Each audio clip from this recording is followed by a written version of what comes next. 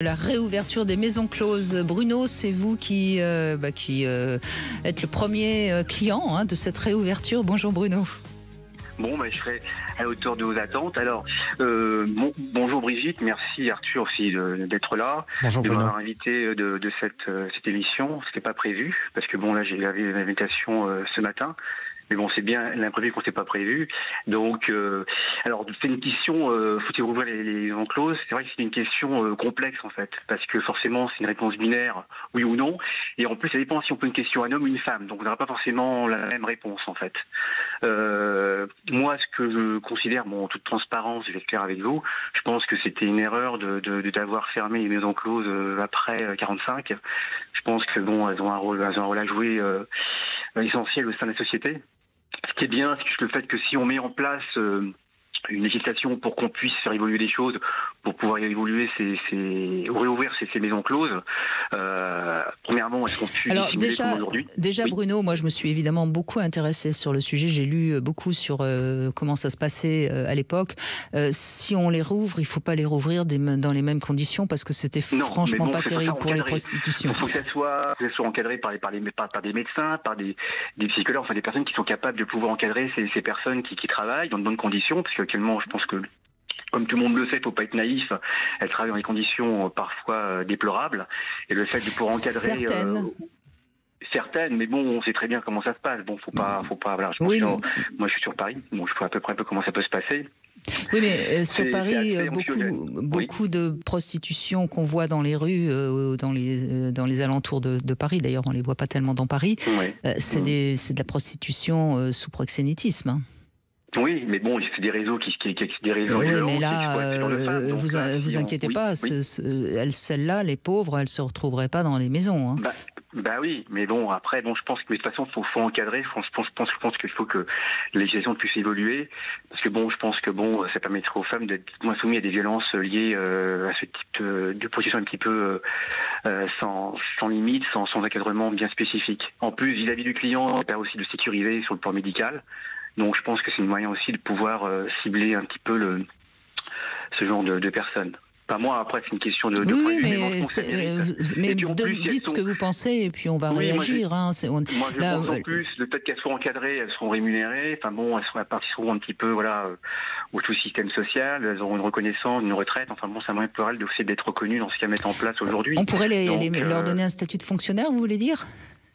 Pas forcément, mais je pense que on trouverait un signe un petit peu hybride pour qu'elle soit reconnue. Peut-être que ça coûterait moins cher à la sécurité sociale finalement. Voilà, c'est ça, bien sûr. Puis je pense qu'aussi les flux financiers qui nourrissent les réseaux mafieux peuvent être détournés directement pour Bercy. Enfin, je sais pas, c'est une solution comme une autre.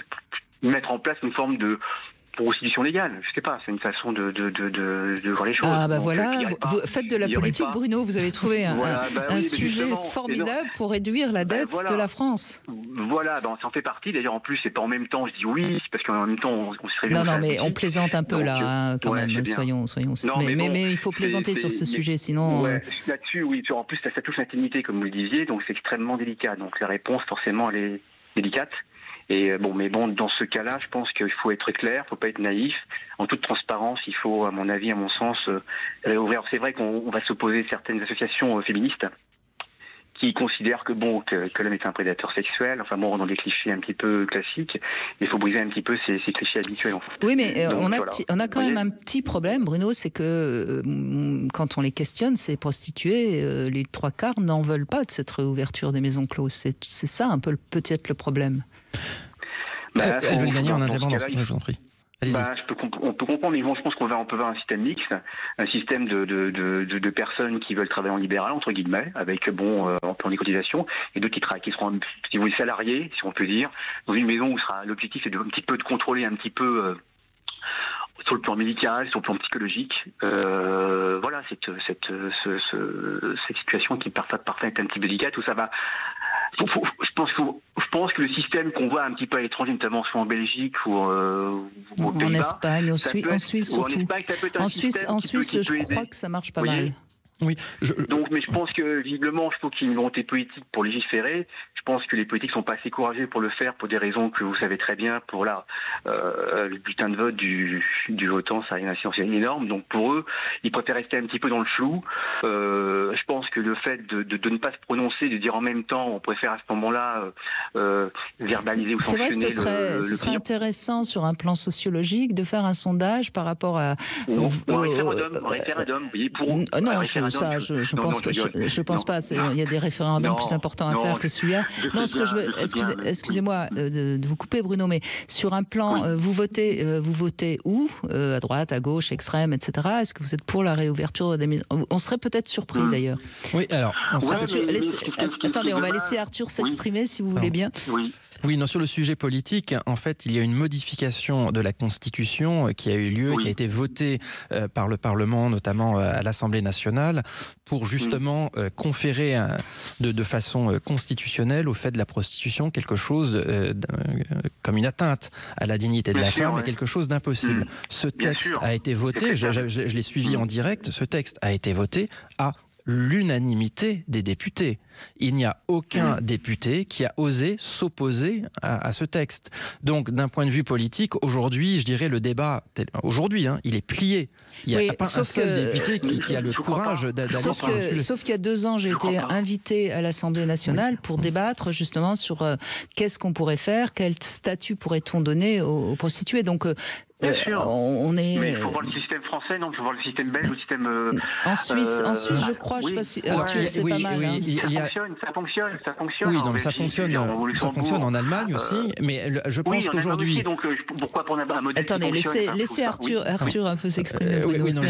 Juste en entendant des témoignages des personnes concernées qui se livrent donc à la prostitution, semblerait-il qu'aujourd'hui, le système qui recueille le plus d'adhésion serait celui de la Belgique, puisque récemment, alors la Belgique, il y a eu un moment, c'était une tolérance, mais ils ont vraiment légiféré il y a quelques années, donc c'est très récent, non seulement pour autoriser la prostitution, mais surtout, et c'est les premiers à le faire, créer un véritable cadre juridique adapté à l'activité de prostitution, avec même un contrat de travail spécifique sur la prostituée, avec des droits qui permettent de dire, par exemple, si le nombre de clients qu'elle peut refuser. Enfin, il y a quelque chose, vraiment une réglementation autour de la prostitution qui n'existe nulle part ailleurs en Europe. Cela dit, vous l'avez cité, la Suisse, ça fonctionne bien. L'Allemagne, alors ce qu'on entend en Allemagne, c'est de dire, ben oui, mais ça n'empêche pas à ce qu'il y ait de nouveau de la prostitution forcée. Bon, malgré tout, il faudrait des études... Ça évite les réseaux mafieux, vous voyez ce que je veux dire? Je pense que les réseaux mafieux, on profite de cette législation qui est un petit peu hybride, on se positionne pas très bien, et je pense que c'est vraiment ce qui est légiféré, je pense qu'on aurait un autre regard. Je pense que par rapport à ça, il y aurait certainement... ça bougerait, vous voyez, je pense que...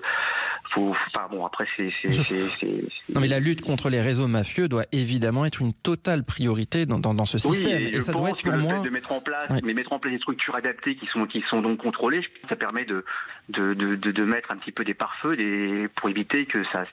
Parce que je pense qu'il y a aussi, actuellement, il y a encore beaucoup de maisons closes qui sont cachées par ces réseaux mafieux et qui gangrènent tout le pays, en fait. Vous voyez ce que je veux dire? Donc, et je pense que justement, une réouverture des maisons closes... Alors, on dit réouverture des maisons closes, on va dire l'autorisation de la pratique de la prostitution. Si les prostituées souhaitent rester exercer à titre libéral, on peut leur laisser. Libéral ou travailler en salarié ou en... Voilà, ça va être un choix, ça va être une possibilité. Mais si on offre cette possibilité, je pense qu'il va y avoir des moyens financiers qui vont être générés par cette activité, notamment par exemple, ne serait-ce que la TVA. Donc effectivement, la TVA, donc l'État va récupérer de l'argent et peut utiliser et investir une partie de cet argent pour la lutte contre les réseaux mafieux. C'est gagnant-gagnant, vous voyez, c'est gagnant-gagnant en fait. Et je pense que c'est une solution qui peut se mettre en place, en plus de l'intérêt commun, parce que je pense qu'en plus, je pense que c'est de l'utilité publique, ce genre d'activité qui permet à la société de créer peut-être moins de violence, parce que c'est vrai que ça pose un problème. Les hommes et les femmes mais peut-être mais peut-être aussi encore une fois qu'il faut accepter que la prostitution c'est un vaste sujet, qu'il n'y a pas 2 femmes ou 2 hommes qui se prostituent pour les mêmes raisons, et qu'après tout, que ce soit pour nourrir ses enfants, pour pouvoir faire ses études ou pour pouvoir s'acheter des robes chez Dior plutôt que de les prendre autrement, chacun est libre après tout. Mais c'est toutes les questions. Enfin, on touche avec la prostitution peut-être les deux sujets les plus tabous, l'argent et le sexe. Alors, c'est étonnant, c'est pas étonnant qu'il y ait autant d'avis différents, hein, évidemment. En tout cas, merci Bruno, vous avez beaucoup de convictions et c'était tout à fait intéressant de commencer avec vous.